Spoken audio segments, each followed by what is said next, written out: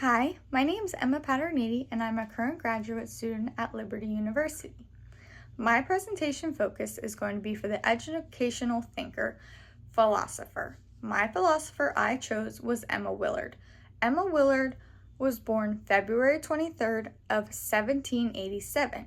She was a pioneer American educator who was also a women's rights activist, which pairs well because her father was someone who advocated for her to get a high education in mathematics and philosophy.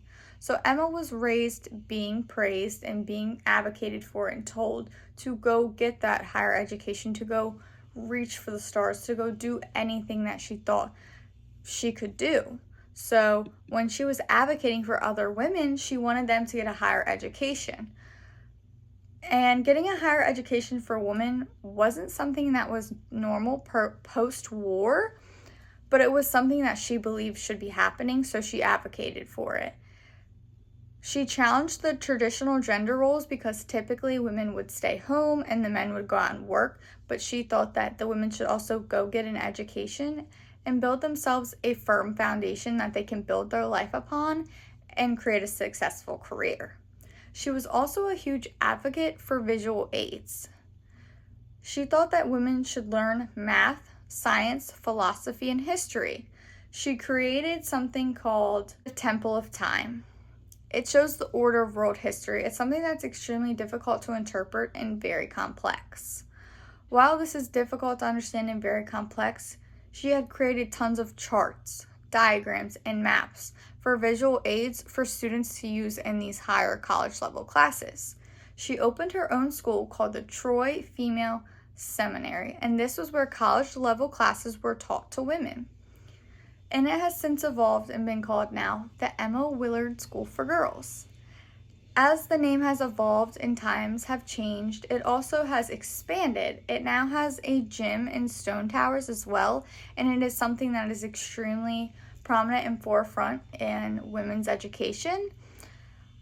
Emma Willard also gained a lot of public and political support to validate female education because, again, she was an activist and an advocate for women, so she wanted to get everyone on board, and having a very large political following was something that made other people get on board with what was going on. Critically thinking, I would ask myself, why would she want political support? Why did she feel like she needed political support? Because she had something that was so strong and such a strong following, and other women wanted to follow in her path. So her feeling like she needed that political validation is something that I personally would critique. But there were a lot of other additional critiques in the outside looking in. One of them being how critics didn't feel like her philosophy challenged gender roles enough, only because while she was a female advocate and she was challenging gender roles by going and getting that higher education, it was also very forced and formed around Republican motherhood, which was still something that's very closed off and specific, and it makes women feel like they need to shape the future people. It doesn't give them the ability to expand as much.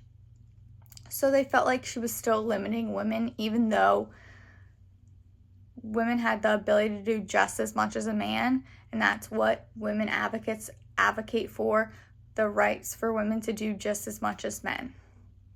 Thank you.